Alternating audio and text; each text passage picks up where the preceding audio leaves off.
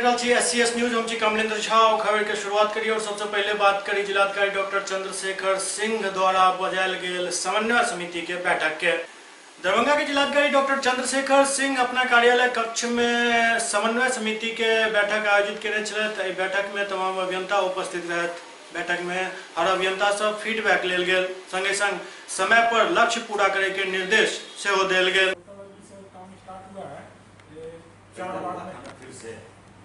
फिर से टेंडर हुआ था 93 वार्ड जो उसका भी फिर से टेंडर हुआ नहीं उसका वो विभागीय काम करने का आदेश मिला था तो जितना हम लोग कनेक्शन किया है तो बाकी 93 का जो है हम लोग जो मतलब फिर से DPR बना जो वार्ड छूट गया करने के लिए वो सेक्शन होने के लिए गया हुआ है मुख्यालय तो वो वहाँ से हो जाएगा। कार्यपालक अभियंता एक बार बता रहे थे कि जो पूर्व में विभागीय करने का निर्देश बना है 93 वार्ड में उसका भी DPR बना के टेंडर करके वो भी टेंडर से हुआ। हाँ टेंडर से हुआ सर, अभी वो अप्रूव नहीं हुआ सर, अप्रूव नहीं हुआ। जो अभी काम कर रहे हो वो दूसरे वार्ड में कर रहे हो काम से। जैसे हमारा जो मिनी जल आपूर्ति योजना सब चल रही है ग्रामीण राशन में वो सब उसी में कर रहे हैं उसी में जी सर। इसका DPR गया है 93 का। हाँ सर 93 का गया है, अभी नहीं आया। अभी नहीं आया। ठीक ये 26,080 इस बार हो जा रहा है, 66,400 है सर। पिछले महीना फॉर्म बदला नहीं था सर, इस महीना फॉर्म बदला है इसीलिए कंफ्यूजन। लक्ष्य के मुताबिक सब चेंज हो जाएगा सर तो इसको आप जो है कम्युनिटी करना दूसरा सर। PhD का बताओ 91 जो वार्ड आपका 93 में कार्यक्रम हुआ था क्या स्थिति उसकी?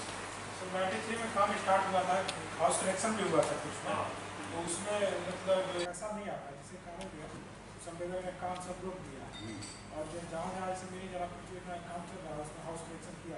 विश्व पर्यावरण दिवस के मौका पर समाहरणालय परिसर में दर्जनों वृक्षारोपण कयल गेल, जाहि में जिलाधिकारी सेहो उपस्थित रहथि।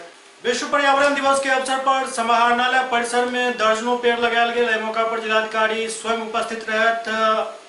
के संगे एकटा कार्यक्रम के सेहो आयोजन कयल गेल छल, जाहि में कई पदाधिकारी उपस्थित रहथि।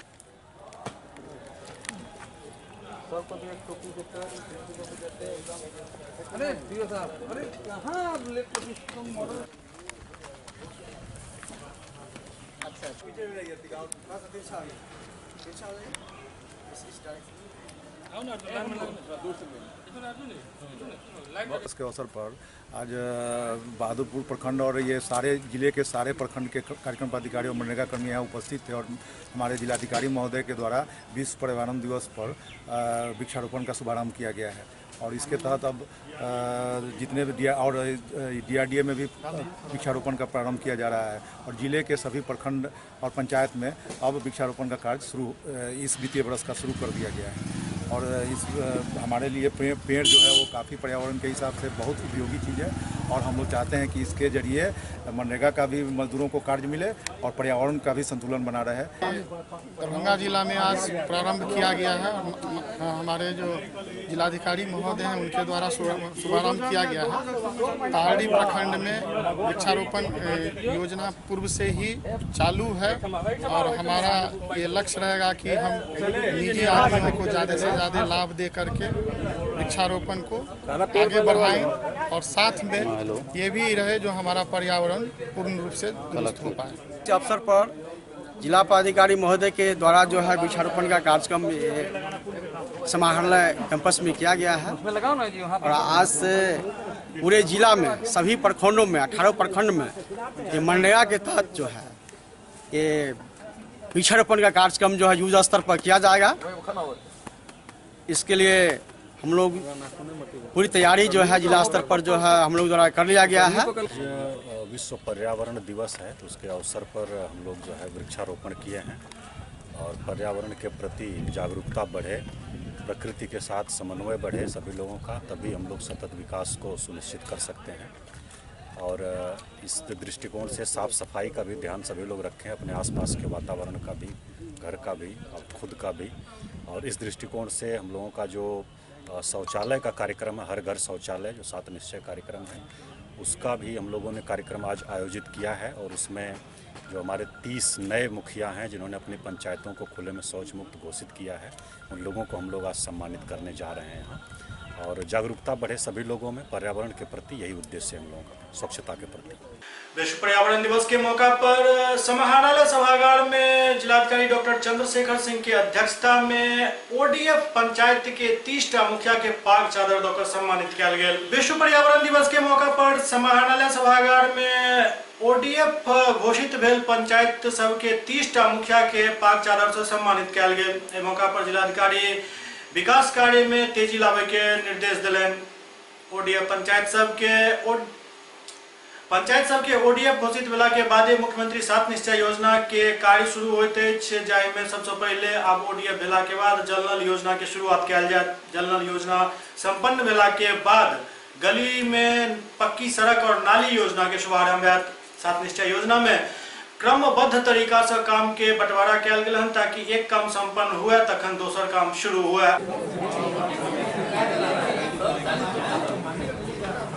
इसीलिए विलम्ब होता है, तो इसमें हम लोगों का सुझाव यही है कि आप लोग जैसे जैसे बनता जाता है वैसे वैसे आवेदन कलेक्ट करके आधार खाता नंबर सहित देते जाइए। वार्ड में अगर 100 घर है, 20 लोग ही बनाया तो 20 लोगों को तब तक दे दीजिए। बीडीओ साहब को, चाहे अपने डीसी साहब को, चाहे पंचायत के नोडल को या प्रखंड में जाकर के जमा कर दीजिए। उतना का वो एंट्री कर दें, साथ साथ एंट्री करते रहेंगे तो इकट्ठा आपका लोड नहीं रहेगा और फिर जल्दी जो है आपका प्रोसेस में आ जाएगा। आज विश्व पर्यावरण दिवस के अवसर पर हम लोग जो स्वच्छता कार्यक्रम है, जो स्वच्छ पर्यावरण के लिए आवश्यक है, उसके अवसर पर जो हमारे 30 पंचायत ओडीएफ हुए हैं, उनके जो जनप्रतिनिधि मुखिया जी हैं, नोडल पदाधिकारी हैं, उनको हम लोगों ने सम्मानित किया है ताकि वे इस महत्वपूर्ण कार्य को किए हैं और अन्य लोग भी इससे प्रभावित हों, जागरूक हों और अन्य पंचायत भी स्वच्छ हो सके। आज हम लोगों ने 30 पंचायत के मुखिया जी को सम्मानित किया।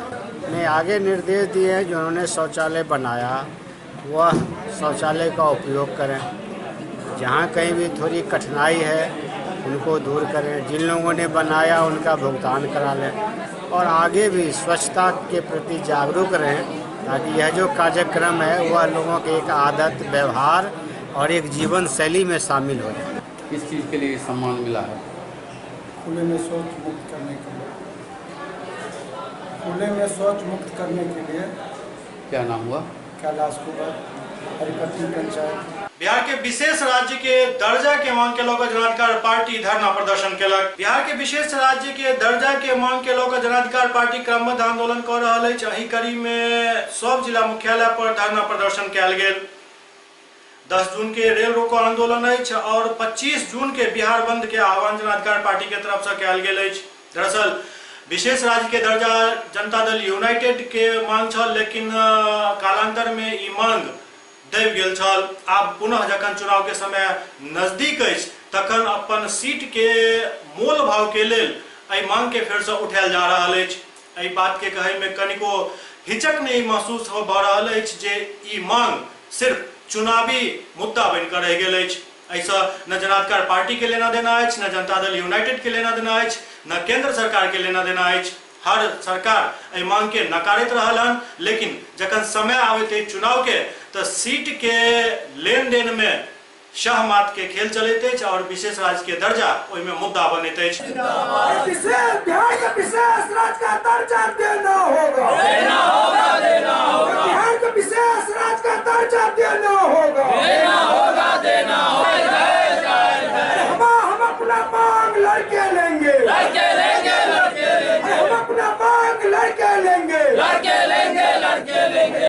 सिर्फ एक मांग है कि बिहार को विशेष राज्य का दर्जा दिया जाए, क्योंकि विशेष राज्य का दर्जा नहीं मिलने के कारण यहाँ के किसान, यहाँ के युवा, यहाँ के छात्र सारे लोग बिहार से पलायन होकर दूसरे राज्यों में जा रहे हैं, जहाँ उनको बहुत दिक्कत हो रही है। सबसे बड़ी बात, विशेष राज्य का दर्जा मिलेगा यहाँ तो यहाँ फैक्ट्रियाँ बैठेंगी, यहाँ रोजगार पैदा होगा, यहाँ के लोग यहाँ रहेंगे और अपने परिवार के साथ जीवन व्यापक करेंगे। ये मांग माननीय सांसद पप्पू यादव जी ने 1993 में ही लोकसभा में उठाया था कि जब झारखंड और बिहार अलग हो रहा था उस टाइम इन्होंने ये मांग किया था कि अगर झारखंड अलग होता है तो बिहार को का राजस्व जो है वो कहाँ से आएगा, बिहार के लोग अपना जीवन कैसे व्यतीत करेंगे। तो इस बात को अनदेखी की गई। लगभग आज 30 साल होने जा रहा है। इसके बाद माननीय सांसद पप्पू यादव जी के आह्वान पर बिहार के सारे मुख्यालय, सारे जिला के मुख्यालय पे आज धरना का आयोजन किया गया है। इसीलिए हम लोग विशेष राज्य की मांग को लेकर आज हम लोग धरना पे बैठे हुए हैं। आज जाप संरक्षक माननीय सांसद पप्पू यादव जी के आह्वान पर विशेष राज्य के दर्जा को लेकर हम लोगों ने 1 दिवसीय धरना प्रदर्शन यहाँ किए हैं। आज इस धरना के माध्यम से हम ये मांग रखते हैं कि बिहार को विशेष राज्य का दर्जा मिलना चाहिए और बिहार विशेष राज्य के दर्जा से वंचित होने के कारण शिक्षा में, स्वास्थ्य में, हर तरह की गरीब आम आवाम पिछड़े हुए हैं। यहाँ के जितने भी कारखाने हैं वो बंद पड़े हुए हैं। आपके यहाँ पेपर मिल, चीनी मिल, ये सभी बंद पड़े हुए हैं। इस विशेष राज्य के दर्जा मिलने से बिहार का विकास होगा, शिक्षा व्यवस्था, स्वास्थ्य व्यवस्था ठीक होगा। इस राज्यव्यापी धरना का आयोजन बिहार को विशेष राज्य का दर्जा मिले, इसको लेकर के किया गया है। जैसा कि आप लोग जानते हैं कि राज्य से ही जो कर के रूप में केंद्र को दिया जाता है, उसी से मिलकर के जो राज्यांश मिलता है हम लोगों को, उसी से किसी भी राज्य का विधि व्यवस्था चलता है। लेकिन आजादी के 70 साल बाद भी बिहार ऐसा स्टेट आज पूरे देश में गरीबी पर में दूसरे नंबर पर है। यहाँ सबसे अधिक बाढ़ की समस्या है। लगातार डैम निर्माण की बात हुई लेकिन वो नहीं हो पाया। जिस राज्य ने देश को पहला राष्ट्रपति दिया, वहां के बच्चे आज शिक्षा के लिए वंचित हैं। अगर बिहार को स्पेशल स्टेटस मिलता है, अगर कानून नहीं है तो उस कानून में संशोधन किया जाए। और चीज के लिए कानून में संशोधन हो सकता है और बिहार को अगर स्टेटस देने की बात होगी तो कानून में संशोधन क्यों नहीं होगा। और इस लड़ाई में माननीय सांसद जो 93 से ये जो अभी डपोर शंख बाप बेटा चल रहे हैं, वो कहे थे कि हमारे लाश पर बिहार का बंटवारा होगा। लेकिन बिहार के बंटवारा में सबसे अग्रणी भूमिका उस समय के वर्तमान सरकार की थी और उसके बाद लगातार बिहार पिछड़ता चला गया। हम लोग इस लड़ाई को एक मुहिम के रूप में लिए हैं और बिहार को विशेष राज्य का दर्जा दिला के रहेंगे जब तक जन अधिकार पार्टी चैन से नहीं बैठेगी। अब बात करें बहादुरपुर प्रखंड के डरहार और गंगापट्टी के बीच के जत नहर किनारे एक 25 वर्षीय अज्ञात युवती के शव भेटल अछि। बहादुरपुर थाना क्षेत्र के डरहार गंगापट्टी के बीच नहर किनारे एक 25 वर्षीय युवती के शव मिलला से इलाका में सनसनी फैल गेल। अखन तक एहि शव के पहचान नहीं भ सकल अछि। पुलिस शव के अपना कब्जा में लऽ कऽ पोस्टमार्टम के लिए डीएमसीएच भेज देलक अछि और मामला के तहकीकात जारी अछि। देखिए, इसमें जो है अभी मतलब ये जो रोड है, ये रोड जो है जो ये मतलब मिसर टोला से लेकर इसमें सन्नाटा पड़ता है। इसमें पुलिस प्रशासन हमारे जो है उसको कोई ध्यान नहीं है। जो ये जो सन्नाटा है उसमें गश्ती करे। उसमें जो है यहाँ ज़रूरत है 10 बजे से लेकर के 6 बजे से लेकर के रात 12 बजे तक गश्ती करने का उनको इसमें टाइम देना चाहिए, ताकि यहाँ जो है पूरा चारों बगल गाछी है और यहाँ सन्नाटा रोड रहता है। इसमें कहीं से कोई आवारा आकर के गाछी में खाता पीता है और इस तरह से घटना करते हैं। इस घटना के बारे में हम आपको नहीं बता सकते हैं, इसलिए जो ये कहाँ से ला करके इसको 7 बजे में फेंका है या 8 बजे या 10 बजे, उसको किसी ने नहीं देखा है। अगर ये रोड चलता रोड है, संभव ये बात है कि वहाँ उसका मूरी नीचे गिरा हुआ है। यहाँ जो लोग फेंक करके, ये लगता है कोई गाड़ी से उतार करके लाश फेंक करके यहाँ चला गया है। दूसरा बात है कि हमारे प्रधानमंत्री कहते हैं कि बेटी बचाओ बेटी पढ़ाओ। अगर इस तरह से घटना होते रहेगा तो यहाँ जितना भी आधे आबादी में हम महिला हैं, हमारे छात्र हैं, तो विशेष आंदोलन पर उतर करके माननीय मुख्यमंत्री हमारे नीतीश को, हम अपने प्रधानमंत्री को चेतावनी दे रहे हैं कि हम महिला आपको आने के समय हम आपको ये दिखा देंगे अपने ताकत, जो आप कहते हैं बेटी बचाओ बेटी पढ़ाओ, महिला का आरक्षण, लेकिन अब कुछ नहीं कर रहे हैं, जो हमारे महिला को मार करके आज यहाँ फेंका है। प्रारंभिक शिक्षक संघ के नेता सौरभ सिंह और रफीउद्दीन मांग के लिए जे ईद के मौका पर शिक्षक सबके भुगतान सुनिश्चित किया जाए। प्रारंभिक शिक्षक संघ के नेता सौरभ सिंह और रफीउद्दीन नियोजित शिक्षक सबके वेतन के मांग के लिए पिछला 3 महीना से वेतन नहीं भेटल है और सब मांग के लिए जे ईद के मौका पर वेतन के भुगतान हेबाक चाहिए। शिक्षक संघ के एक्सिस मंडल स्थापना डीपीओ से मुलाकात की है, जिसमें 4 महीने से शिक्षकों को वेतन नहीं मिला। रमज़ान ऐसे महान त्यौहार पर भी शिक्षकों को वेतन नहीं मिल रहा है। बड़ी दुखद की बात है। इस सरकार में अगर कोई दुखी है तो वो कर्मचारी दुखी है। कर्मचारी को ये सरकार हमेशा रुलाई है और बड़े बड़े त्योहारों पर, भले वो मुसलमानों का त्यौहार हो, ईद हो, बकरीद हो, या हमारे हिंदू भाइयों का जो है क्या कहते हैं छठ पर्व हो, जिस पे ये भुगतान नहीं करते हैं, जिससे हम शिक्षक काफ़ी जो है परेशान हो जाते हैं। ये बिहार सरकार हम लोग इस लायक भी नहीं छोड़ा कि हम कहीं मजदूरी करें। मजदूर जब मजदूरी करके आता है तो मालिक उसे पैसा देता है और पसीना पोंछते हुए घर जाता है और खुशी से वो अपने घर में 2 रोटी इज्जत की खाता है। हमें तो ये सरकार इस लायक भी नहीं छोड़ा, मैं कहाँ मजदूरी करूँ। तो डीपीओ साहब से हम लोगों ने एक आर्जू किया है, दरख्वास्त किया है कि जब हमारा पैसा आ जाए, आपके कार्यालय तक पैसा पहुँच जाए, तो 4 महीने का एक मुश्त राशि हम शिक्षकों को दें, एरियर सहित। एरियर भी जितने शिक्षकों का बाकी है एरियर दे दें और 4 महीने का एक मुश्त राशि दें, ताकि हम शिक्षकों की जो भला हो, हम शिक्षकों को सही तरीके से भरण पोषण हो सके। आपको ये बताना चाहता हूँ कि हमारे शिक्षकों का ईद पर्व के अवसर पर एक मुश्त अलॉटमेंट आने पर अगर भुगतान नहीं किया गया तो ये शिक्षा विभाग के पदाधिकारियों को मैं स्पष्ट चेतावनी देना चाहता हूं कि वो अपने कार्यालय छोड़ करके चल दें, क्योंकि शिक्षा के समस्या के लिए मुझे अपना जान भी गंवाना पड़ेगा, लेकिन मैं शिक्षा की समस्या के लिए अपने जान गंवाने से भी पीछे नहीं हटूंगा। लेकिन शिक्षा को एक मुश्त भुगतान एवं एरियर दिला के रहूँगा। नीट के रिजल्ट आ चुकल है और दरभंगा में ग्रे मैटर कोचिंग सेंटर काफी उल्लासित है, कियाक के कई बच्चा नीट में सफलता हासिल करें। खनका चौक पर स्थित ग्रे मैटर के कई बच्चा नीट के रिजल्ट में परचम लहरौलन। Gray Matter Institute for pre medical के पहिल बैच छल, जाहिमे 24 गो बच्चा परीक्षा में शामिल भेल छल, ओहिमे से 22टा बच्चा क्वालिफाई केला।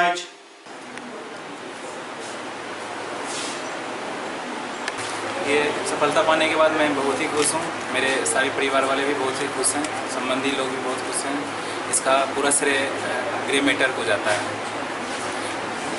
कैसे तैयारी की आपने, कितने घंटों की पढ़ाई? 6-7 घंटे में रोज पढ़ता था, उसके बाद मतलब एक्स्ट्रा कुछ बुक लगाते थे और नोट्स पढ़ता था। कैसे तैयारी की? तैयारी के लिए क्या है कि एनसीईआरटी का जो बुक है उसको मास्टर करना होगा, जो टीचर पढ़ाते हैं, जो नोट्स पढ़ाते हैं, उनको बार-बार रिवाइज करना, बस और नियमित डेली पढ़ना होता है, रेगुलर 6-7 घंटे जो भी है।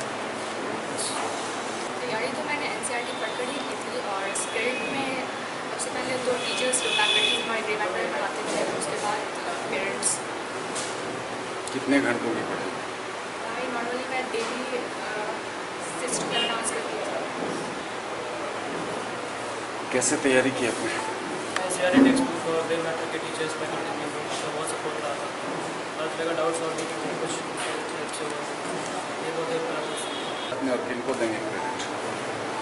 हमारी तैयारी का श्रेय ग्रे मैटर को जाती है और मेनली हम लोग को फोकस एनसीईआरटी के एग्जाम्पल प्रॉब्लम से लेकर एक्सरसाइज प्रॉब्लम तक होनी चाहिए और एनसीईआरटी की हर एक वर्ड की मीनिंग पता होनी चाहिए।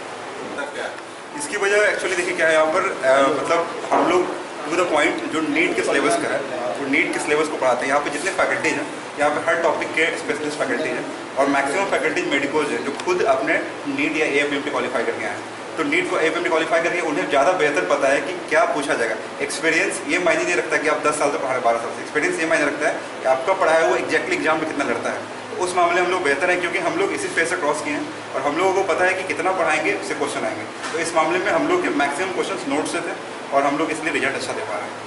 जी एक्चुअली ये फर्स्ट बैच था हमारा, 24 लोगों ने फर्स्ट टाइम उत्तीर्ण किया था।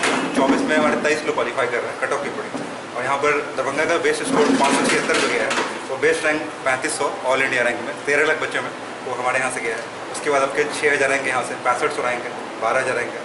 तो फर्स्ट बैच के अगर अकॉर्डिंग देखा जाए तो सक्सेस रेशियो वाइज बात करें तो बेस्ट रैंक भी हमने दिया और अगर परसेंटेज वाइज अगर सक्सेस रेशियो देखें तो आउट ऑफ 24 हम लोगों ने 5 से 6 बच्चे मेडिकल कॉलेज तक पहुँचेंगे और उनके अलावा 23 बच्चे क्वालिफाई कर रहे हैं। तो हमारा ये पहला प्रयास था काफ़ी अच्छा रहा और हम लोग आगे इसी तरह निरंतर इम्प्रूवमेंट करेंगे।